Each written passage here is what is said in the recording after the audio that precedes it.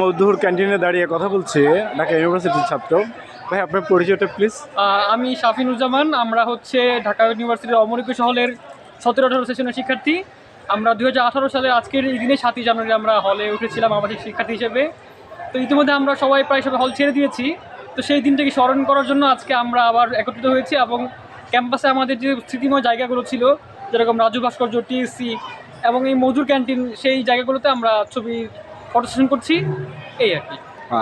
আগে যেরকম আপনার একটা আপনাদের ঢাকা ইউনিভার্সিটিতে ছাত্রের একটা বৈষম্য ছিল, এখন সেই পরিবেশের তুলনায় বর্তমান পরিবেশ কীরকম? এক সময় দেখা যেত যে হলে উঠতে গেলে দেখা যেত ফার্স্ট ইয়ার গণরুমে উঠতে হতো।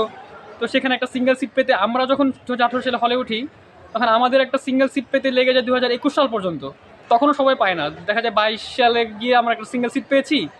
তো আগে যেরকমটা হতো যে যারা হলে উঠেছে তারা হল সিট ছাড়তে ছাড়তে অনেক সময় নিত। তো এবার এখন নতুন পরিস্থিতিতে আমরা যখন একটা আন্দোলনের মধ্যে আমরা একটা নতুন পরিস্থিতি সৃষ্টি করেছি, তো আমরাই উদ্যোগ নিয়ে সবার আগে আমরা হল ত্যাগের উদ্যোগ নেই। তো আমাদের যারা মাস্টার শেষ হয়ে গেছে আমরা সবার আগে হল ছেড়ে দিই।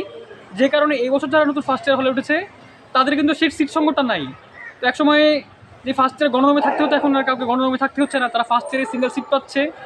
তো আমরা চাই যে যেই ধারা আমরা শুরু করে গিয়েছি এটা আরও ভবিষ্যতে অব্যাহত থাকবে এবং ভবিষ্যতে আরও কোনো ব্যাচকে আর কোনো শিক্ষার্থীকে গণরুমে থাকতে হবে না। এই যে বর্তমান আপনাদের সকলদের সাথে, যেমন আপনি সাধারণ আপনার ছাত্র, তারপর আপনার ছাত্রদল, তারপর শিবির, এদের সাথে কীরকম সম্পর্ক আপনাদের সবার সাথে? হ্যাঁ, এই মুহূর্তে ক্যাম্পাসে প্রায় সব ধরনের রাজনৈতিক দলই সহাবস্থানে আছে। কারো মধ্যে সম্পর্কটা কেমন সবার সাথে? সম্পর্কটা যেমন আমরা তো সংগ্রামে তো ছিলাম, আমরাও দেখেছি সবার সাথে ভালো সম্পর্ক। হ্যাঁ, আমরা এখন অবস্থানটা কি তাদের? এই মুহূর্তে আমরা যে এই 17-18 বছর শিক্ষার্থী, আমাদের এখানে কেউ কিন্তু অনেকেই ছাত্র দলের কর্মী আছে, ছাত্র অধিকার পরিষদের কর্মী আছে, বিভিন্ন বাম সংগঠনের কর্মী আছে। আমরা কিন্তু সবাই একসাথে আছি, সবাই বন্ধুর মতোই আছি।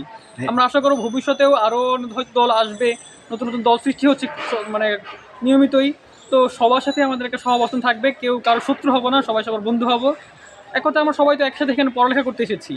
এখন হয়তো মতভেদ থাকতে পারে, রাজনৈতিক মতভেদ থাকতে পারে, সেটা মতভেদের জায়গায় মতভেদ, কিন্তু পড়ালেখার ক্ষেত্রে বা বন্ধুদের ক্ষেত্রে আমাদের সেই মতভেদ থাকবে না, এটা আমরা চাইবো। এখন তো সেই অবস্থায় আছেন নাকি কোনো রকমের সংকটের সম্মুখীন আছেন এখন? না, এখন আমাদের যে রাজনৈতিক মতভেদের জায়গাতে সেই পার্থক্য তো থাকবেই, সেটা আছে। কিন্তু এর বাইরে আমরা যখন একজন শিক্ষার্থী হিসেবে বা সহপাঠী হিসেবে, বন্ধু হিসেবে, সেই জায়গাতে আমাদের সেই মতভেদটা নাই। আর অসংখ্য ধন্যবাদ। আপনার এই বার্তা আপনার আগামী প্রজন্মের যে সমস্ত শিক্ষার্থী তাদের সাথে একটা ঐক্য গড়ে তুলবে। আপনার পরিচয়টা আবার বলুন। আমি শাফিনুজ্জামান, ঢাকা ইউনিভার্সিটি পদার্থবিজ্ঞানে 17-18 সেশনের শিক্ষার্থী, একুশে হলে আবাসিক শিক্ষার্থী ছিলাম। অসংখ্য ধন্যবাদ আপনাকে। পাশে থাকবেন সত্যের খবর।